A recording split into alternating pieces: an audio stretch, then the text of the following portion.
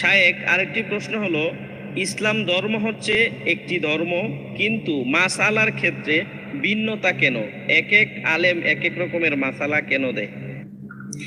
ভাই, মাসআলার ক্ষেত্রে ভিন্নতা কেন? তার কারণ হলো ধর্ম বুঝার ক্ষেত্রে সবাইকে আল্লাহ তাআলা সমান বিবেক বুদ্ধি দেন নাই।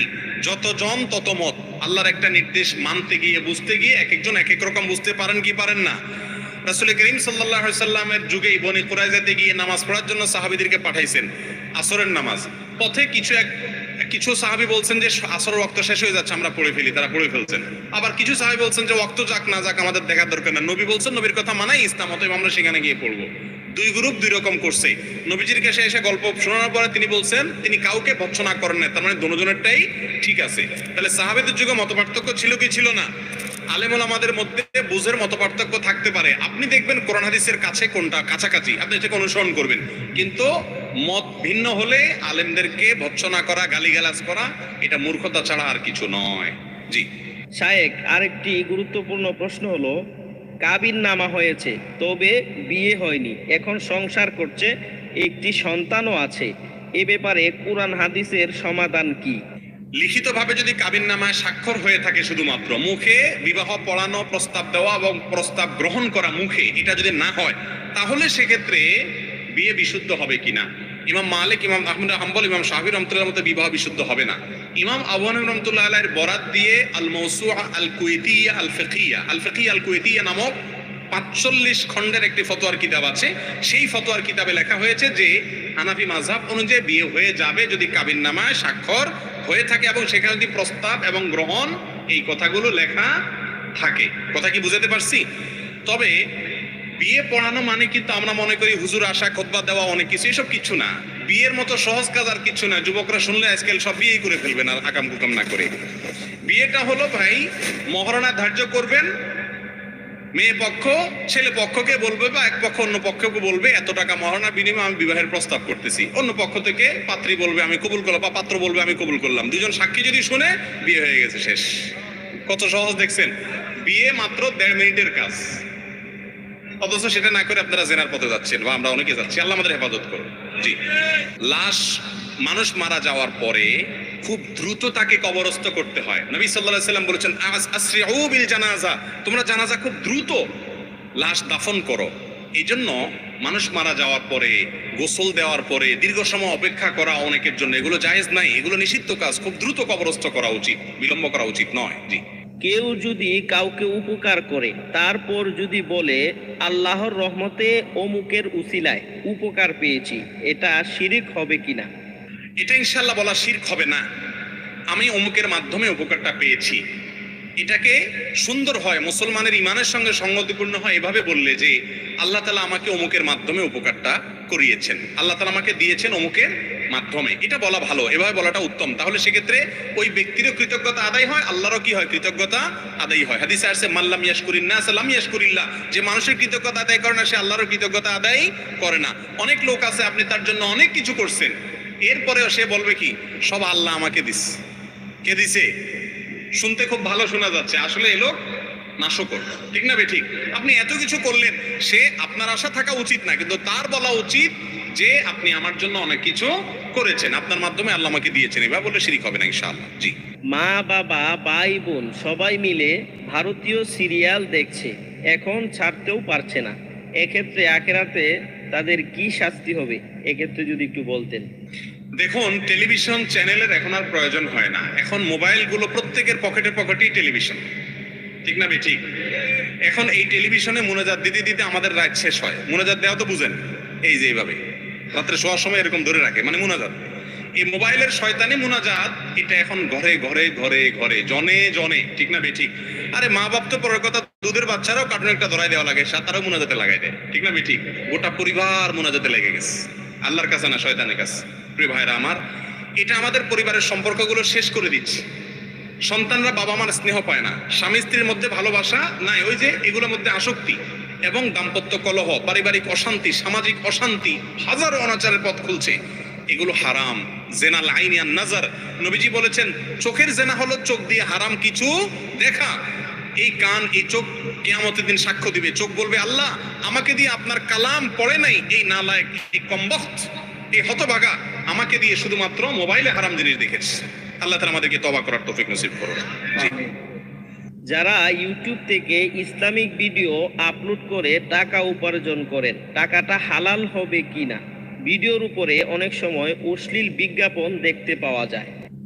এবার তো এই ক্যামেরা আলাদের বিরুদ্ধে আপনারা লাগাই দিলেন আমাকে।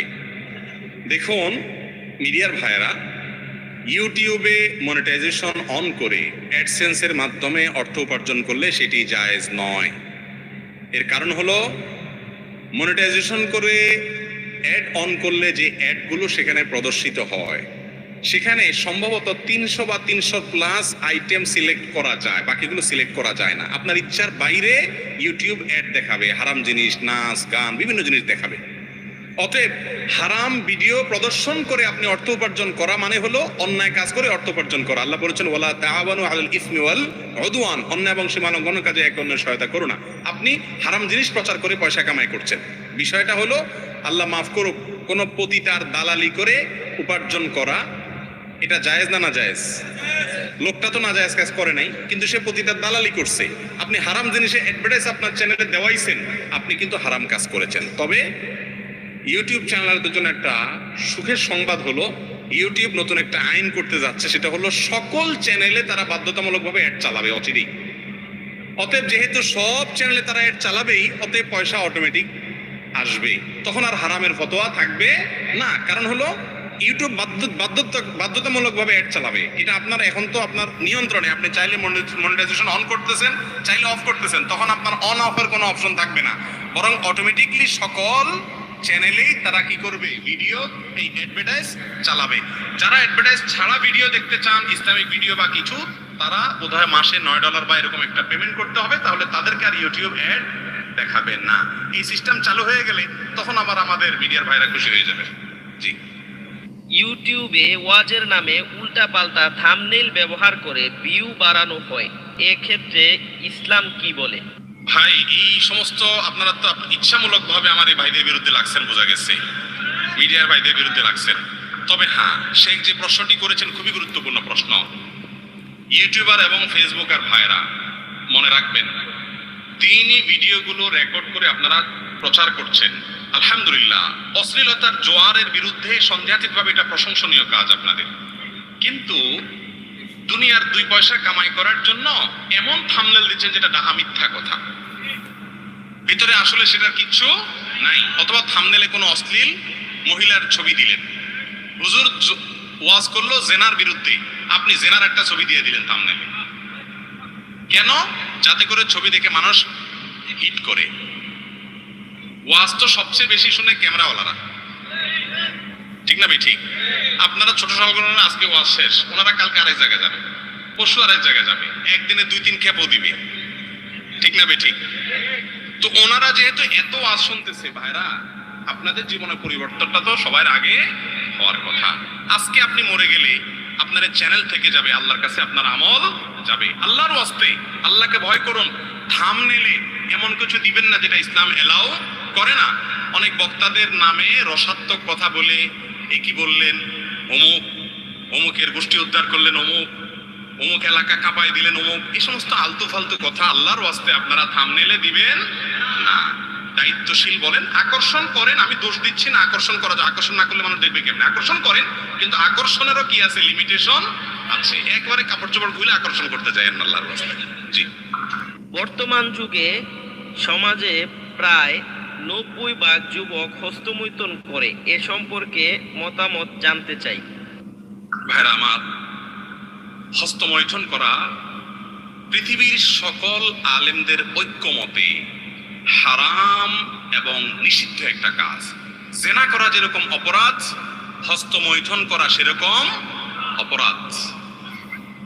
আল্লাহ রাব্বুল আলামিন কোরআনে কারিমে বলেছেন, ওয়াল্লাযীনা হুম লিফুরুজিহিম হাফিযুন আও মা মালাকাত আইমানুহুম ইল্লা আলা আজওয়াজিহিম আও মা মালাকাত আইমানুহুম ফাইন্নাহুম গায়রু মালুমিন ফামান ইবতাগা ওয়ারাআ যালিক ফাউলাইকা হুমুল আদুন। আল্লাহ বলেছেন, বিবাহের এবং হালাল পদ্ধতির বাইরে অন্য কোন পদ্ধতিতে যদি কেউ কাম চাহিদাকে চরিতার্থ করে, চাহিদাকে মিটায়, এই অন্য কোন পদ্ধতির মধ্যে হাত দিয়ে বা অন্য কোন উপায় যা আছে সব শামিল, এই আয়াতের তাফসীরে মুফাসসির ইকরাম এরকমই লিখেছেন। যার কারণে হস্তমৈথুন করা, হাত দিয়ে বীর্যপাত করা, যৌন চাহিদা মেটানো এটা হারাম। ভাইরা আমার, এটা স্বাস্থ্যকে যেমন ধ্বংস করে, মানুষের ইবাদতের স্বাদ নষ্ট করে, নানামুখী দুনিয়াবি এবং আখিরাতের ক্ষতি এর মধ্যে নিহিত থাকে। এই রোগে যারা একবার আক্রান্ত হয়ে যায় এটা ছাড়তে পারে না। এটা ছাড়ার জন্য কয়েকটি পরামর্শ। নাম্বার এক নম্বর পরামর্শ হলো যে অশ্লীল যে সমস্ত ফিল্ম, বিভিন্ন ধরনের ক্লিপ ইত্যাদি দেখার বদভ্যাস আছে, এগুলো থেকে দূরে সরে আসতে হবে। প্রয়োজনে ফেসবুকে যে সমস্ত পেজ থেকে এগুলো আছে সেগুলো আনফলো করতে হবে, ব্লক করতে হবে। যে সমস্ত আইডি থেকে আসে তাদেরকে ব্লক করতে হবে। করে আপনি আগে নিজের ভিতরে যাতে বাজে চিন্তা না আসে সেই জায়গাটা বন্ধ করতে হবে। 2 নম্বর করণীয় হলো নির্জনতা থাকবেন না। এটা হলো সবচেয়ে বড় উপায়। হস্তমৈথুন এটা বেশিরভাগ যুবকরা তখনই করতে পারে যখন তারা নির্জনে থাকে। এজন্য নির্জনে থাকবেন না, একাকী থাকবেন না, যথাসম্ভব মানুষের মধ্যে থাকার চেষ্টা করবেন। আর আল্লাহ তাআলার ভয়কে অন্তরে জাগ্রত করবেন। 7 শ্রেণীর যুবককে আল্লাহ তাআলা, 7 শ্রেণীর মানুষকে আল্লাহ তাআলা আরশের নিচে ছায়া দিবেন ভিআইপি প্যান্ডেলে। ভাইরা আমার, যেদিন সূর্য মাথার একেবারে কাছাকাছি থাকবে, টকবক করতে থাকবে মগজ, ভয়াবহ শাস্তির দিনে আল্লাহ তাআলার ভিআইপি প্যান্ডেলে আল্লাহ তাআলার ভিআইপি গেস্ট হিসাবে সেদিন ছায়া পাবেন। তাদের 7 ব্যক্তির ভিতরে এক ব্যক্তি হলেন শাবুন নাশাআ ফি ইবাদাতিল্লাহ। ওই যুবক যে তার যৌবন বয়সকে কালিমা মুক্ত রাখতে পেরেছে। ভাই, সংগ্রাম করতে হবে শয়তানের বিরুদ্ধে। আল্লাহ তাআলা আমাদেরকে হিম্মত করার তৌফিক নসিব করুন। মোবাইলে বাজে ভিডিও থাকলে ফরম্যাট করে ফেলবেন, বাজে ছবি থাকলে ডিলিট করে ফেলবেন, কোনো নায়িকা গায়িকার ছবি রাখবেন না, কোনো হিন্দি ফিল্মের ক্লিপ, বাংলা ফিল্মের ক্লিপ রাখবেন না, কোনো কিছু রাখবেন না। নির্জনতা থেকে বেঁচে থাকার চেষ্টা করবেন। আর মুত্তাকি পরেজগার ভালো মানুষ বন্ধুদের সাথে উঠা বসা করবেন, আল্লাহর কাছে সাহায্য চাইবেন, ইনশাআল্লাহ আল্লাহ তাআলা হেফাজত করবেন।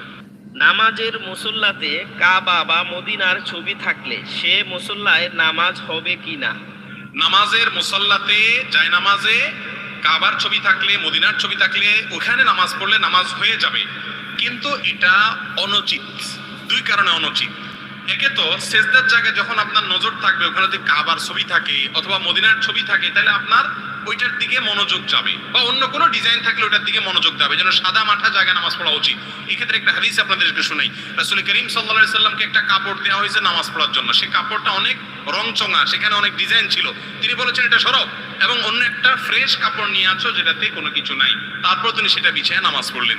এই জন্য জায়নামাজের উপরে কোনো ডিজাইন না থেকে প্লেন থাকলে সেটাই নামাজ পড়া উচিত।